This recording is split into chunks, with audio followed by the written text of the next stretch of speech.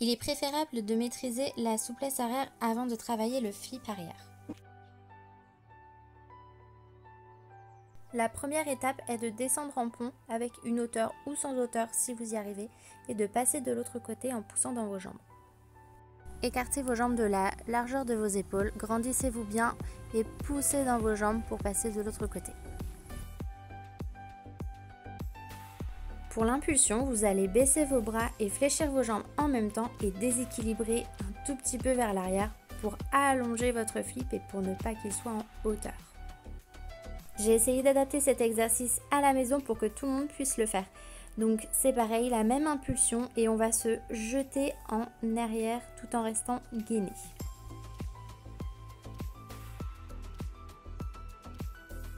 Pour cet élément, c'est vraiment primordial d'avoir un pareur avec vous.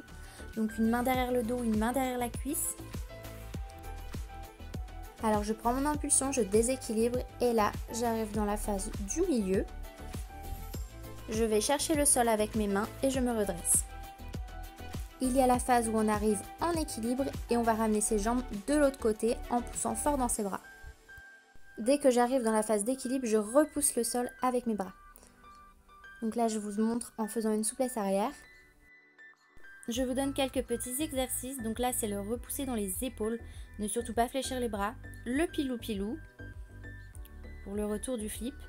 Et là, il faut vraiment bien rester gainé. C'est pour le retour du flip aussi. Donc les courbettes, on repousse bien dans les épaules.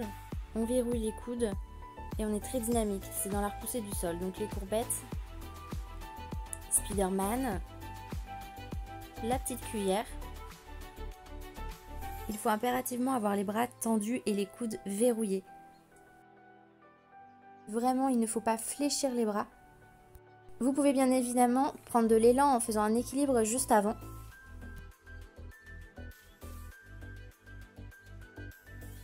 Et vous pouvez aussi bien sûr après l'enchaîner avec une rondade. Bien sûr, si vous ne passez pas de l'autre côté, vous pouvez repartir en roulade avant en mettant bien votre menton dans votre cou. Je sais que c'est pas un élément facile à faire et que ça fait peur de partir en arrière, mais c'est en faisant qu'on apprend et qu'on va prendre de l'assurance en soi. N'hésitez pas à le travailler dans un trampoline park et bien sûr toujours avec un pareur et des matelas et des tapis, bien s'échauffer avant, bien évidemment, je le répète encore et toujours, mais ça normalement vous le savez. N'hésitez pas à me dire dans les commentaires si vous avez des soucis ou si au contraire vous avez réussi à le faire. Vous pouvez aussi faire un tour sur ma chaîne Gym Lia, j'ai plein d'autres tutos pour vous.